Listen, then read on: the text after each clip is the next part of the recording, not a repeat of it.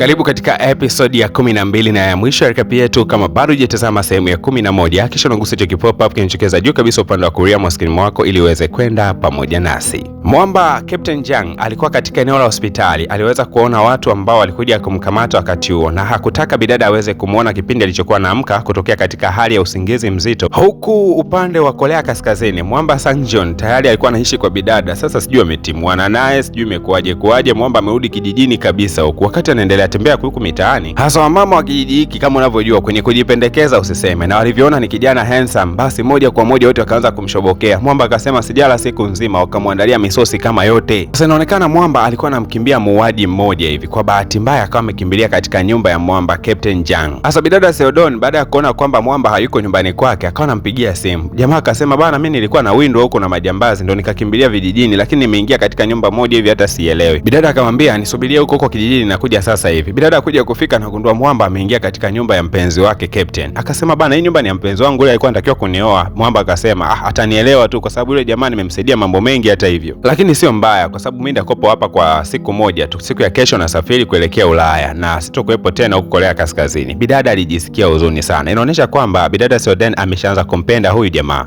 Lakini Mwamba akaongezea kwa kusema kwamba nakushukuru sana kwa namna ambavyo umenijali, umenitunza, umenisimamia katika nchi ya Korea Kaskazini, nchi ya ugenini, lakini nimeishi kwa amani kama vile niko nyumbani. Asante sana. Bidada akawa ananyanyuka zake anaondoka. Lakini Mwamba haraka sana, unajua huyu jamaa ni mtundu akamshika bidada mkono, akasema najua ambacho unakihisi, najua pia hicho unachokihisi ndicho ambacho na mimi mwenyewe nakihisi. Kwa lugha nyepesi alikuwa anamwambia kwamba najua kwamba unanipenda, hata mimi mwenyewe nakupenda hivyo hivyo. Mwamba akashuka magoti na taratibu akawa anamvisha bidada pete, akimaanisha kuwa yuko serious sana juu yake. Na Mwamba akawa anamueleza bidada wakati anaendelea kukimbizwa na majambazi, alifika sehemu moja ambayo wanauza pete. Roho yake tu ikamwambia hebu nunua pete kisha uendelee kukimbia. Basi nikafanya hivyo ndo nikaja kwako mpaka sasa hivi nakuvisha. Yaani nimekuvisha hii pete katika mazingira yangu magumu sana. Na kesho ilipofika bidada alimsindikiza Mwamba mpaka airport, na baada ya kumfikisha tu jamaa akawa anarudi nyumbani, ila ndani ya gari alikuwa analia tu. Kila kitazama ile pete analia kwa sababu anahisi kwamba huyu jamaa anaweza simuone tena. Hasa wale majambalika ambao walikuwa namuinda Mwamba huyu wakajua kwamba huyu kwa sababu anashinda sana na bidada Seoden huenda wana date. Wakampigia simu wakamwambia tayari tumeshamteka bidada. Kwa hiyo sasa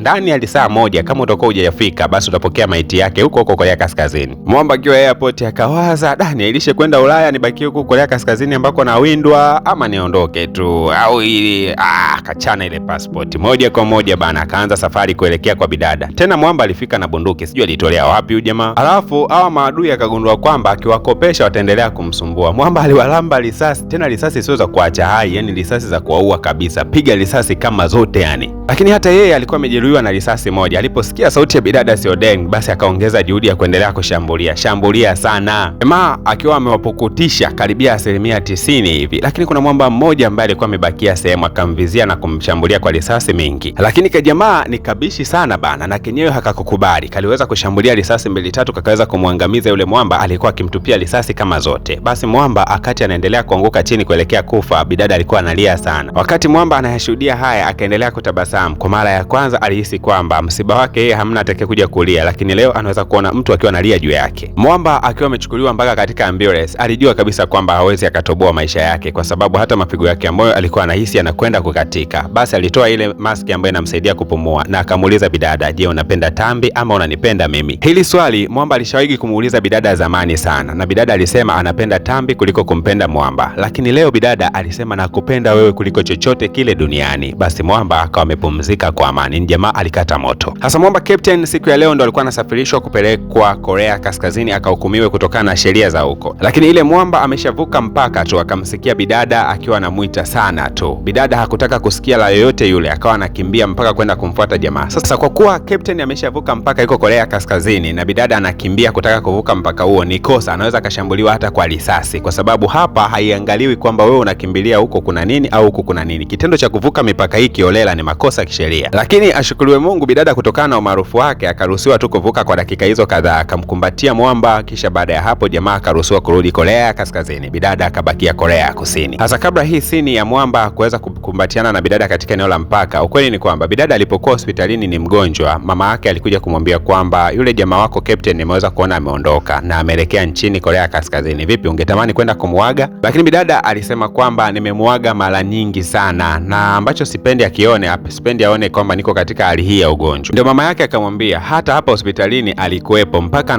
amekamatwa akiwa hapa hospitalini, alikuwa anakuangalia wewe. Bidada akaona kwamba kama mwamba amejitoa kiasi hicho, ndo akajitoa mpaka na yeye kwenda kumuaga jamaa katika eneo la mpaka pale. Na ile sasa captain pamoja na watu wake wengine wote wakawa wamefika katika eneo la mpaka, wameshaingia mpaka ndani ya nchi. Sasa waziri wa masuala ya ulinzi alipoweza kuwaona akasema, ni wapumbavu kwa sababu mmeweza kuvunja sheria za nchi, lakini pia mmefanya kosa kama la uhaini hivi, nyie mnatakiwa kuliwa hapa. Lakini captain akasema, hata kama tumefanya kosa tunastahili kuhukumiwa sawa na mujibu wa sheria, kwa maana ya mahakama. Wewe huna mamlaka ya kuweza kutuhukumu wewe kama wewe. Waziri akasema, lazima tuwapoteze, yani nyie lazima tuwapoteze pole pole, yani tutawabananga na kuwabagaza hapa. Menbuku aliposikia kwamba eti kiongozi atakwenda kubanangwa hapa, moja kwa moja akaenda kumkingia risasi. Wafanyakazi wengine wake wote wakaenda kumzingira pale. Basi milio ya risasi ikaweza kusikika. Sijui nani alikuwa amepiga, lakini kumbe alikuwa ni baba yake na mwamba captain amejitokeza. Mzee alisema sheria lazima ziheshimiwe. Mtu akifanya kosa apelekwe mahakamani aojiwe. Akipatikana na hatia aende kuchukuliwa hatua sawa na kosa lake. Sio nyie kujichukulia hatua mikononi. Nyie ni wakina nani hasa wakuwa juu ya sheria mnaweza mkampoteza yoyote yule? Mzee akachukua bunduki akaanza kumfiatulia waziri wa ulinzi, tena akamuua mbele ya watu wote. Hatukujua nini kilijili baada ya pale, lakini tunaonyeshwa captain akiwa amerudi nyumbani na anamkumbatia mamake kwa furaha sana. Lakini huku upande wa pili, bidada Seodon, kutoka siku ambapo ameweza kumshuhudia mwamba amepoteza maisha mbele ya mikono yake, basi kutokea siku hali chakula halali vizuri, yani ni kwamba ana hali ya mawazo mno. Kwanza siku ya leo wazazi wake walishangaa. Bidada aliamka kwa ujasiri sana, akasema kama ambavyo nilikuwa namkumbusha mpenzi wangu kulipa kisasi, lazima nikalipe kisasi. Kwanza kabisa nataka nijue wote walioweza kuhusika katika kutekeleza mauaji yake. Katika kufanya utafiti alikuja kugundua kwamba kumbe ni dada yake na bidada Seri na kaka yake na bidada Seri ndio waliokuwa wameandaa mauaji ya huyu mpenzi wake ambaye alitokea kumpenda sana. Hasa ile kauli, ukisikia pesa ina nguvu, huwezi kuamini. Licha ya kwamba hawa watu wawili walikuwepo Korea ya Kusini, tayari maafande walifika na kuwakamata na kuatia pingu na moja kwa moja gerezani. Na bidada Seri ndiye akawa mkuu wa kampuni nzima ya baba yake kule katika Korea ya Kusini. Lakini hakuwasahau wale wakina mama katika Korea Kaskazini. Alikuwa akiwatumia zawadi mbalimbali, ikiwemo viboksi fulani ambavyo vilikuwa vina picha zao na ndani yake ilikuwa kuna zawadi kama zote. Na usiku wa leo bidada Seri akiwa amelala, hapa tu akawa anapokea ujumbe mbalimbali kutokea kwa mwamba captain. Sasa akawa anashangaa, da jamani, ashafika ndugu yangu na ashaanza kunitumia message. Kwa lugha nyepesi akawa anaamini kwamba jamaa atakuwa ameachiwa, hajakamatwa. Lakini kumbe mwamba captain, kutokana na aina ya kosa alikuwa amelifanya la kuvuka mipaka bila idhini au kibali kutokea Korea Kaskazini, alihisi kama ni kosa ambalo huenda likaweza kugharimu maisha yake. Kwa alikuwa ameandikaga hizo message kitambo sana na akazishadow. Yani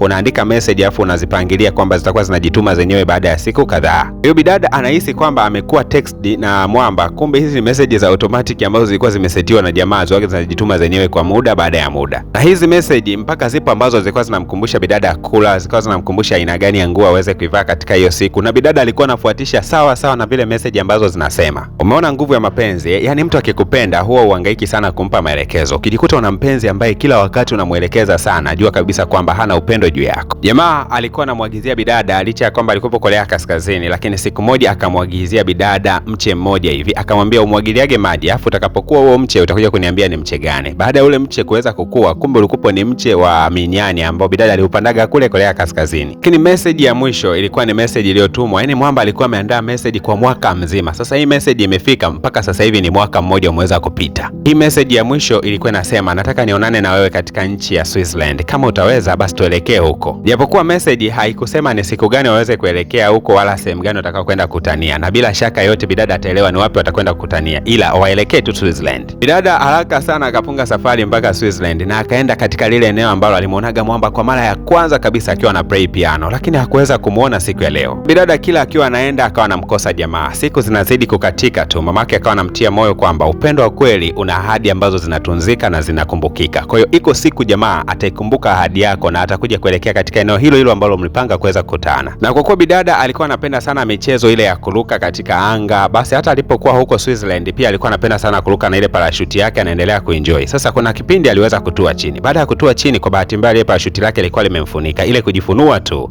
anagundua kwamba mwamba captain yuko mbele yake. Bidada alimkumbatia sana mwamba. Alimkumbatia kiasi ambacho aliapa kwamba kutokumwacha tena kwa wakati huu. Simulizi inasema kwamba bidada Sel pamoja na mwamba Captain waliamua kuanza maisha yao huko katika nchi ya Switzerland kwa sababu ni nchi ya ugenini na huko wanaweza kaanzisha maisha yao na watoto wao na wajukuu wao huko. We bwana we, mpaka kufikia hapo ndio tunakuwa tumefika ukomo wa tamthilia yetu. Sasa ngoja nikupe tangazo la tamthilia mpya ambayo inakwenda kuanza. Mchuzi huu unaanzia huko ndani ya nchi ya Korea, nchi tamu kabisa. Lakini hapa anaonekana bidada mmoja anayefahamika kama Yoro akiwa anakimbia mitaani na anakwenda kutafuta ajira. Ni mara nyingi tu bidada ameomba ajira na amekosa. Sijui ana mkosi gani, yani amehangaika sana lakini bado ajira amekosa tu. Sasa siku ya leo katika harakati za kuendelea kukimbia barabarani, kuna gari moja ilikuwa imepoteza mwelekeo na ikawa inabiringita tu. Bidada aliweza kuiona ile gari na bahati mbaya ilikuwa inaelekea uelekeo wake ule. Hasa unajua wakati mwingine kifo kikifika kimefika tu. Bidada alijikuta hana cha kufanya kwa sababu hata akiamua kukimbia hii gari lazima itamkuta kwa sababu ilikuwa spidi sana. Alichokifanya ni kufumba macho yake ili kusubiria kifo kije tu akiwa hata akioni. Ghafla kuna mtu alikuja akamzingira bidada na akamuondoa kidogo katika eneo la tukio. Hasa wakizania kuwa wako salama, kumbe ile gari akati inaendelea kubilingita ndio ikawa inawaangukia. Lakini amini usiamini, mwamba alinyanyua mkono wake na akaizuia ile gari. What the miracle is this? Huu ni muujiza kiasi gani? Imewezekanaje mtu aweze kuzuia gari? Si mimi tu nilikuwa najiuliza swali hili, lakini hata bidada alijiuliza swali hilo asipate majibu. Kichwa kikamuuma mpaka kazimia. Na mbaya zaidi, mtu aliyekuwa amemsaidia bidada hakuwahi kujionyesha sura yake. Kwa hiyo bidada hakujua kabisa ni nani aliyeweza kumsaidia. Na sio bidada tu, mpaka mimi na mashabiki zangu bado hatujamjua huyu mtu ni nani. Sasa tukutane katika recap hii ambayo itakwenda kuanza hivi karibuni. Lakini